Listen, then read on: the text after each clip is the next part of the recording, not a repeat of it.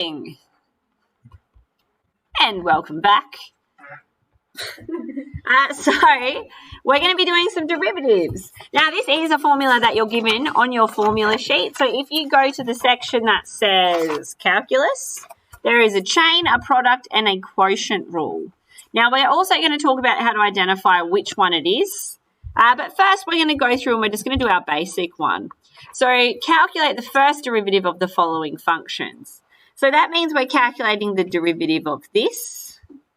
So we're going to rename this function, or actually we can leave it like that, df of x over dx. Now this means that we're taking the derivative of our function f of x with respect to x.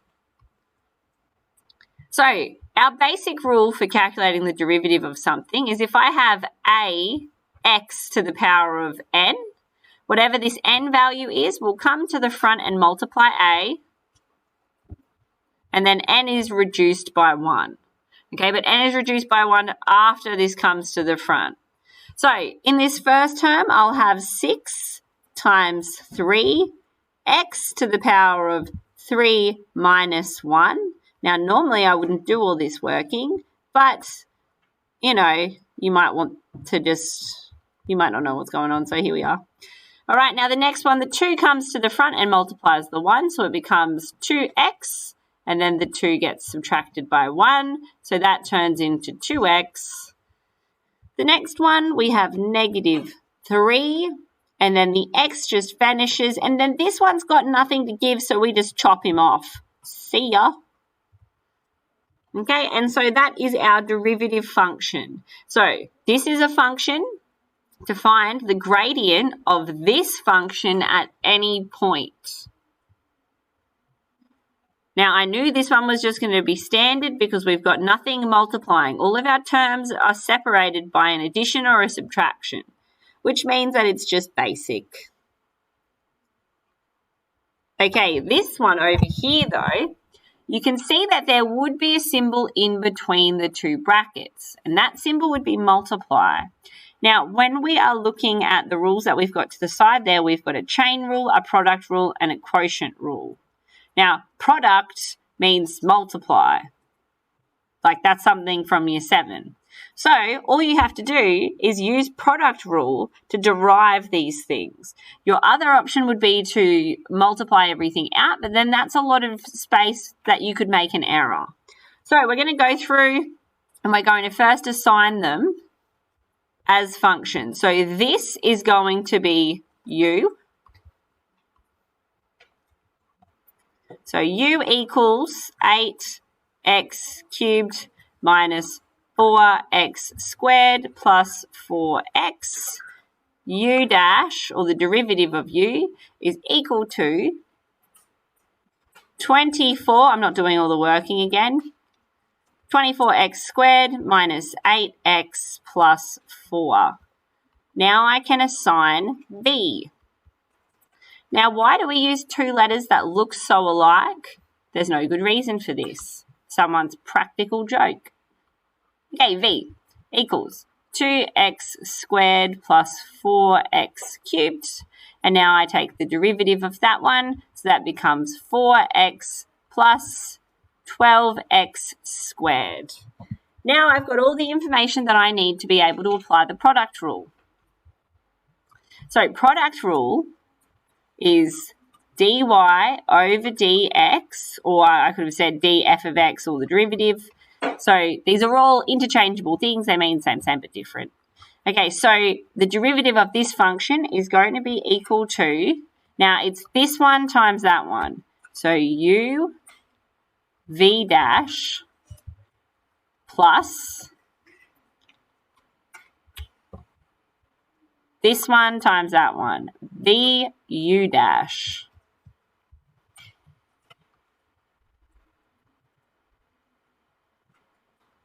Okay, and now that I've done that, I can just put all of the parts into my product rule. So u is 8x cubed minus 4x squared plus 4x bracket times 4x plus 12x squared plus 2x squared plus 4x cubed, bracket, bracket, oh no, 24x squared minus 8x, oh, I'm sorry about this, plus 4. Pretend like that's one line of working.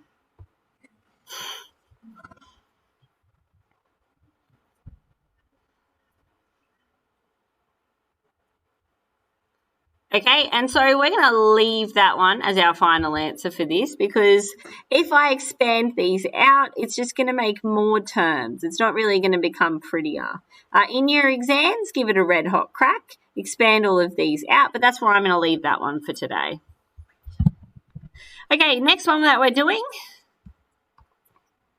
involves two things dividing. Now, what word do you normally relate to dividing? Is it chain, is it product, or is it quotient? Oh my God, Miss Cameron, it's quotient. So we're going to start the same way we did in the last one. We're going to assign U and we're going to assign V. Hopefully we've got enough space this time.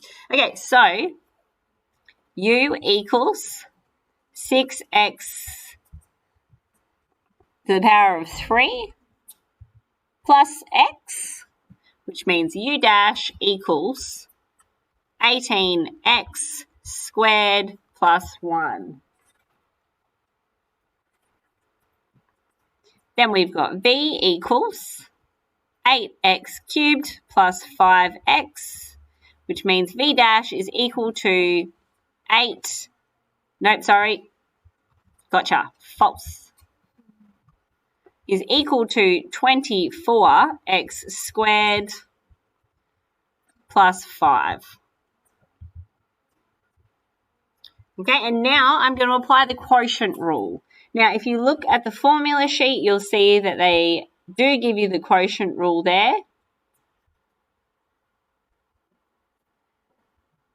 So make sure that you know how they're applying their version of it, because instead of them calling this this U dash, they call this du over dx, and they call this one dv over dx. Now I'm going to roll with that while I write the formula so that you can see how that one works. Okay, so it's always, this one's weird because you start with V. So it goes the reverse. On this one up here, we went this one, then that one, then this one, then that one. Now we're going to do this one, then that one, minus this one, then that one, all over this one squared. Okay, so dy over dx is equal to V multiplied by du over dx, subtract u multiplied by dv over dx, all over v squared.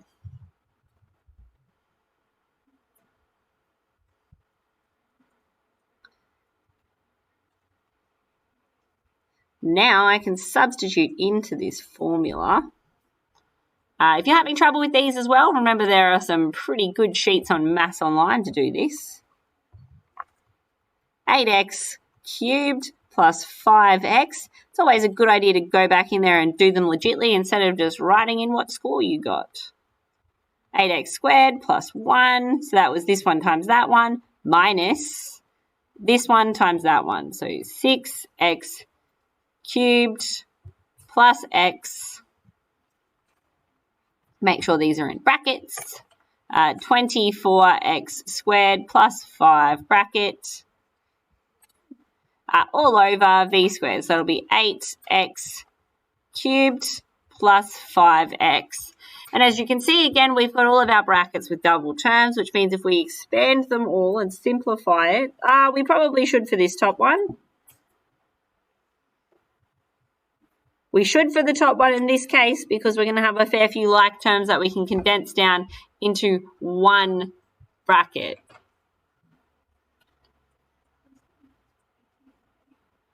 This one should be 18, not 8 as well. Which one is that? This one here. Just shout it out, Cordelia. Go nuts. You're in the video. Welcome to the crew. There's a mistake in here somewhere, but I can't find it. Okay, so next one we're going to look at is chain rule, because this is going to be a quick one. So all we have to do for chain rule is just dy over dx is equal to the derivative of the inside of this bracket is going to give me x to the power of negative a half.